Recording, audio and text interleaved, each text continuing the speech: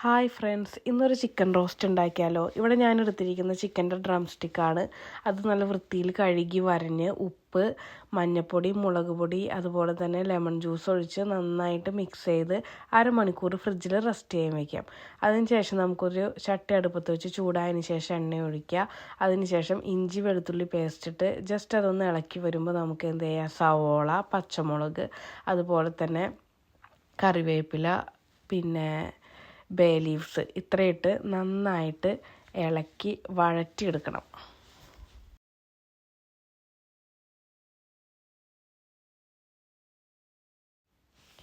ഇനി ഇത്തിരി ഉപ്പിട്ട് കൊടുക്കാം കേട്ടോ നമുക്ക്. അപ്പോൾ സവോള വേഗം വഴണ്ട് കിട്ടും. നമ്മുടെ സവോളയ്ക്ക് ഇപ്പോൾ നന്നായിട്ട് വഴണ്ട് വന്നിട്ടുണ്ട്. അപ്പോൾ നമുക്ക് ആദ്യം കുറച്ച് മഞ്ഞൾപ്പൊടി ഇട്ട് കൊടുക്കാം.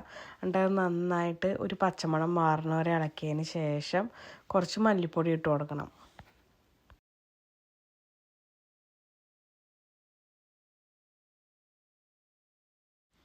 ഇപ്പം മല്ലിപ്പൊടി മഞ്ഞൾപ്പൊടിയൊക്കെ നന്നായിട്ട് വഴണ്ട് വന്നിട്ടുണ്ട്. ആ പച്ചമണമൊക്കെ മാറിയിട്ടുണ്ട്. ഇനി നമുക്ക് കുറച്ച് പെരുംജീരകത്തിൻ്റെ പൊടി ഇട്ട് കൊടുക്കാം. എന്നിട്ട് നന്നായിട്ട് മിക്സ് ചെയ്യാം കേട്ടോ. അപ്പോൾ ഈ പൊടികൾ ഇടുമ്പോൾ എപ്പോഴും തീ സിമ്മിൽ വയ്ക്കണം, അല്ലെങ്കിൽ ഇത് പെട്ടെന്ന് കരിഞ്ഞു പോവേ. നെക്സ്റ്റ് നമുക്ക് കുറച്ച് ചിക്കൻ മസാല ഇട്ട് കൊടുത്തിട്ട് ഇത് നന്നായിട്ട് ഇളക്കി മിക്സ് ചെയ്യാം കേട്ടോ. ഇനി ലാസ്റ്റ് നമുക്ക് ഇടേണ്ടത് കുരുമുളക് പൊടിയാണ്. നമുക്ക് എന്തോരം എരിവ് വേണമെന്ന് വെച്ചിട്ടുണ്ടെങ്കിൽ അതനുസരിച്ച് കുരുമുളക് പൊടി ഇട്ട് കൊടുക്കുക. പിന്നെ ഇതിന് ഞാൻ മുളക് പൊടി യൂസ് ചെയ്തിട്ടില്ല.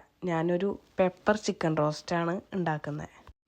അപ്പോൾ പൊടികളൊക്കെ ഇപ്പോൾ നന്നായിട്ട് വഴണ്ട് വന്നിട്ടുണ്ട്. ആ പച്ചമണം എല്ലാം മാറി.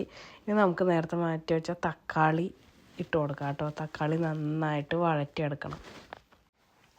ഇപ്പോൾ തക്കാളിയൊക്കെ നന്നായിട്ട് വഴണ്ട് വന്നിട്ടുണ്ട്.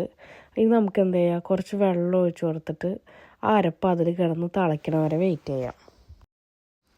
ഇപ്പോൾ അരപ്പെല്ലാം നന്നായിട്ട് തിളച്ച് വന്നിട്ടുണ്ട്. ഇനി നമുക്ക് നേരത്തെ മാരിനേറ്റ് ചെയ്ത് വെച്ച ചിക്കൻ ഫ്രിഡ്ജിൽ നിന്ന് എടുത്തിട്ട് ഓരോ പീസായിട്ട് ഇട്ട് കൊടുത്തിട്ട് നന്നായിട്ട് ഇളക്കി മിക്സ് ചെയ്യാം.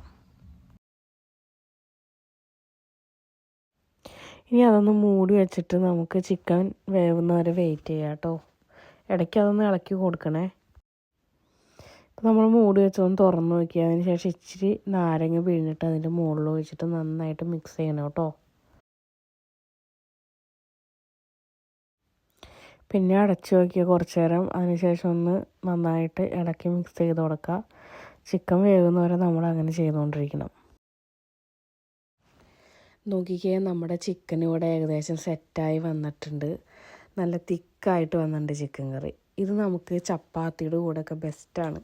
അപ്പോൾ എല്ലാവരും ഇതൊന്ന് ട്രൈ ചെയ്ത് നോക്കണം. ഭയങ്കര ടേസ്റ്റാണ്. അപ്പോൾ സപ്പോർട്ട് ചെയ്യണം. താങ്ക്